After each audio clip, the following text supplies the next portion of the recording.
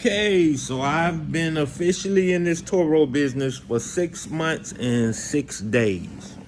And January was the roughest month I have had so far. I actually ran a deficit, and I'm about to dive into the numbers a little bit. So far, I've had two incidents. I've had one bumper damaged, and one windshield had to be replaced. But for the most part, other than vehicles coming back smelling like weed, or one cleaning, I had one cleaning incident as well, where I charged the customer a cleaning fee. And it had to be really bad for me to charge a cleaning fee, because I've had plenty of them that came close. But I'm going to dive into the numbers a little bit. And then also, I'm going to come back at the end and tell you why out of my four vehicles, I pulled one back off Turo, the last one I purchased, which was a 2022 Toyota Corolla. So as I stated before, January was the worst month I've had so far. But as you can see now, from the beginning of January up into February the 7th today, I've done a little bit below $2,400, and I did about $1,900 in January.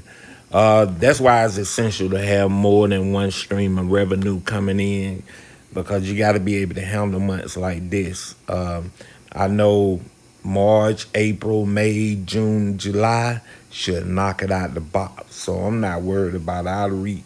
I recoup and get that. Well, you can't get a deficit back, but you get what I'm saying. All right, so right here, as you can see, I'm still 100% on pretty much everything. 5-star rating, completed trips, commitment rate. Once somebody book, I don't go back on it. They get to keep the car. And as you can see, I still have my all-star rating. I've had that since my first month. And my response rate is 100%. I try to respond as fast as possible. I got all my response pre-typed out, copy, paste, try to make it easy. All right, so let's take a look at this. All right, as you can see, it says I had 70 trips, but I actually have 72. One came back last night and one coming back today. So I'm at 72 trips thus far, which is pretty good 6 months in, I think.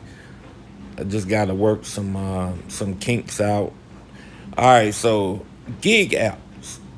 So this is my revenue on gig apps. As you can see, I grossed over $3,000. So I do that in between trips during the week. Anytime I can hop out and do a little bit.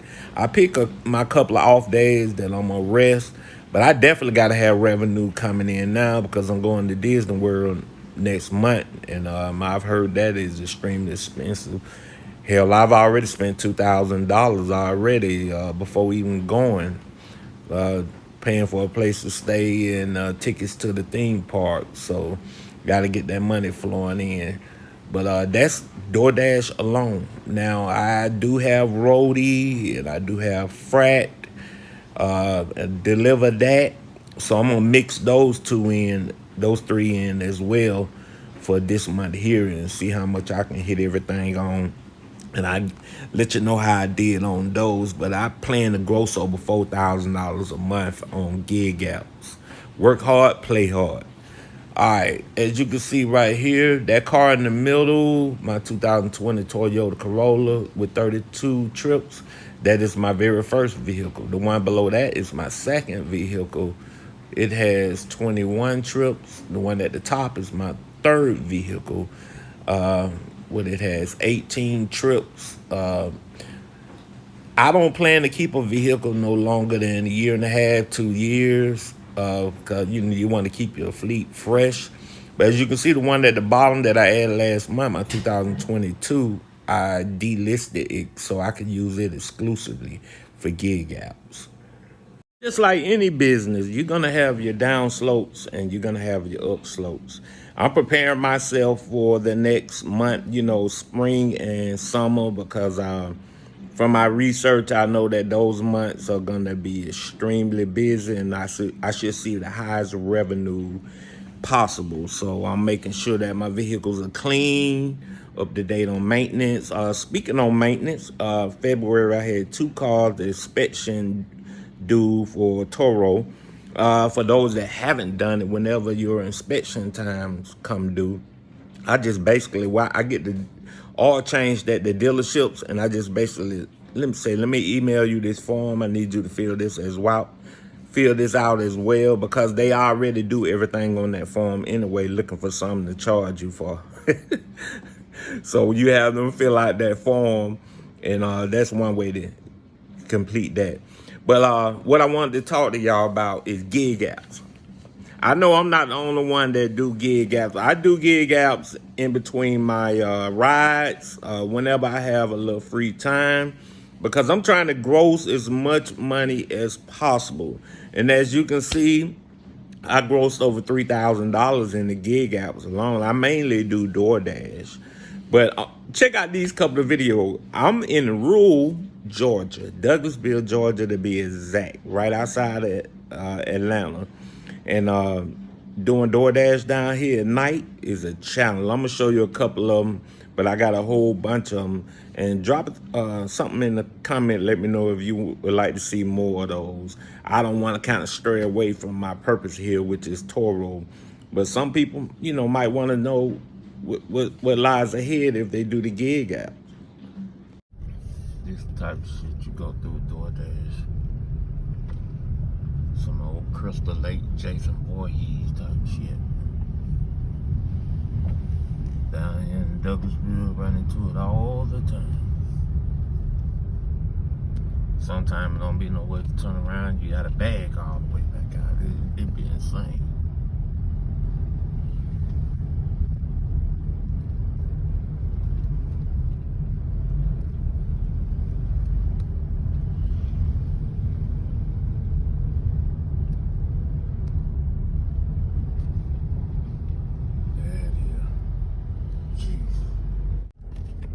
Here we go again. Back roads of Douglasville, baby.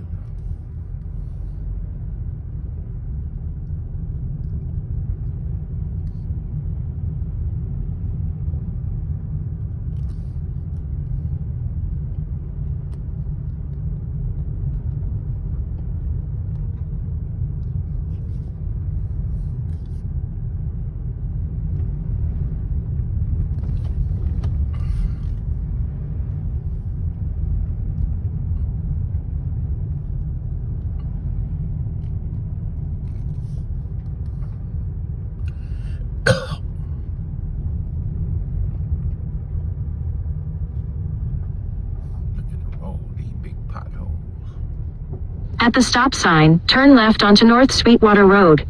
Messing up my tires and shit.